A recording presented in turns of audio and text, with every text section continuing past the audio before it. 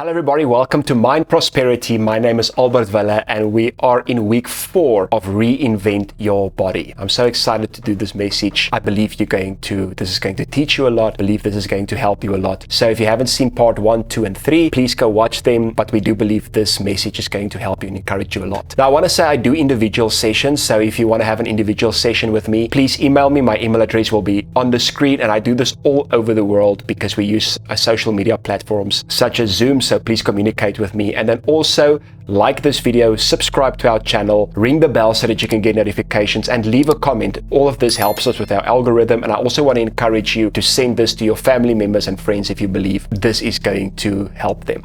Now, today we're going to speak about why many fail and why you can succeed. Now, it is believed that 90 to 95% of people that has New Year's resolutions and goals, and many of them fail. So today I'm going to explain to you why many people fail and why you can succeed. Why can you be of the 5 to 10% that can succeed? Now, just as a start, I want to say this, and this is why many people fail. Just a decision doesn't help. Just a goal doesn't help. Just a positive attitude or positive thinking doesn't help. Fake it till you make it doesn't help. You literally have to go change your habit. And the reason many people fail in this area is because they don't change their habit. Remember, we are creatures of habit, and we are going to do what we habitually do. Science teaches us that we think about 90,000, I think it's between 60,000 and 90,000 thoughts a day. And 90% of the thoughts that you think today, you've thought yesterday. 90% of the thoughts that you will think tomorrow, you'll think today. Because we continuously think about the same thing and we think the same thoughts the whole time, our life is going into the same direction. So we have to change our thinking pattern so that we can change our habit. And only when we change our habit, our life is going to change. And the reason 90 to 95% of people fail when it comes to their goals and their resolutions or whatever is because they don't change their habit. Remember, we are creatures of habit. Today I'm going to teach you how to change your habit so that you can change your life. Rollo May said the opposite of courage is not cowardice, it is conformity. The opposite of courage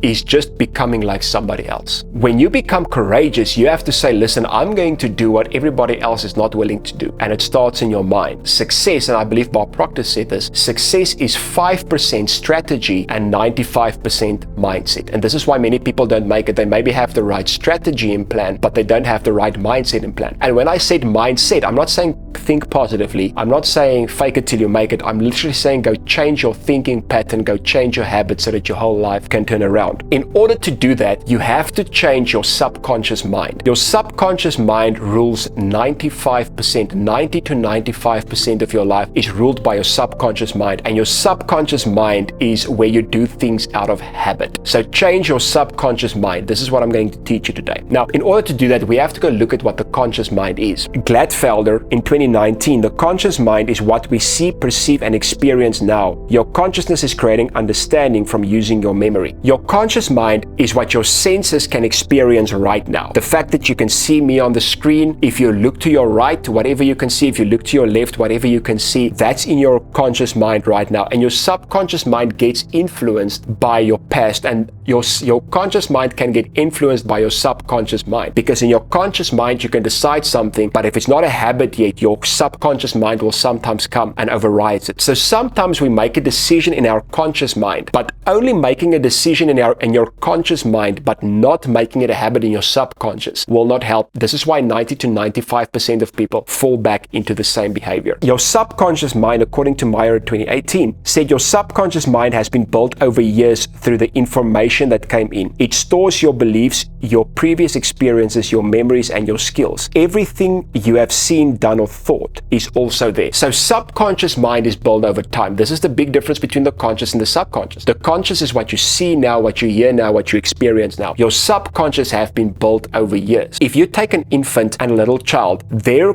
conscious mind is not active yet, but their subconscious is. So whatever a child is exposed to, whatever a child hears goes into their subconscious mind, and it forms a habit. So the first 10 to 12 years of your life, maybe even longer, you don't really decide what goes into your subconscious mind. Your environment decides that. It's what we call epigenetics, where the environment around you activates or deactivates your genes. So your environment shapes you. The language that you speak, your belief system, everything is shaped by your environment. It goes into your subconscious mind. But here's the thing, everything that's life shaped, that your environment shaped in you, is not correct. So you have to go identify, what are things that I believe habitually? What habitual beliefs that I have that's not correct? And we have to go change that, transform our minds, renew our minds, so that a new habit can be formed. Your conscious mind has the ability to accept and to reject, meaning if I tell you you are stupid, your conscious mind can immediately say, I accept that or I reject that. Now that normally also comes from the subconscious mind. Why do I say that? If you habitually believe that you are stupid, you will agree with me. If you habitually believe you are clever, you are smart, you will not agree with me. So the conscious mind has a decision to accept or to reject. If I say to you, you are clever and you have a brilliant future in front of you, your conscious mind can then say, yeah, I agree, or your conscious mind can say, no, I disagree. But now your subconscious mind doesn't have a decision. Your subconscious mind will take whatever the conscious mind gives to it. So if you agree, it will go into your subconscious. If you don't agree, it will just throw you out. Now, so many people, they believe they are overweight, they believe they are ugly, they submit themselves under their binge eating or their overeating, and because they habitually believe they are ugly. Now consciously you can believe, consciously you can believe, I can lose weight, I can stop overeating. But if you don't believe it subconsciously, if you don't believe it habitually, you will just go back into the same behavior. 90% to 95% of what we do is out of habit, which is in our subconscious mind. Thoughts and feelings have been placed in our mind over years, and it forms habit, and everything we do today, we do out of habit. Therefore, if you want to change your life, you have to change your habit. And if you want to change your habit, you have to change your mind. So changing your mind will eventually cause you to change your habit. Listen, this is more than just positive thinking. This is more than just fake it until you make it. This is to get to that place where what my conscious mind believes and what my subconscious mind believes is in direct alignment. So this is my conscious mind, this is my subconscious mind, and they're in direct alignment with one another. So in my conscious mind, I can believe I can lose weight and I can eat right. But if I don't believe it in my subconscious mind, if I don't believe it habitually, I'm just going to fall back to the old behavior. Think about your age, whatever your age is right now. Say for instance, I'm 33 years old. So let's use my age as an example. I'm 33 years old.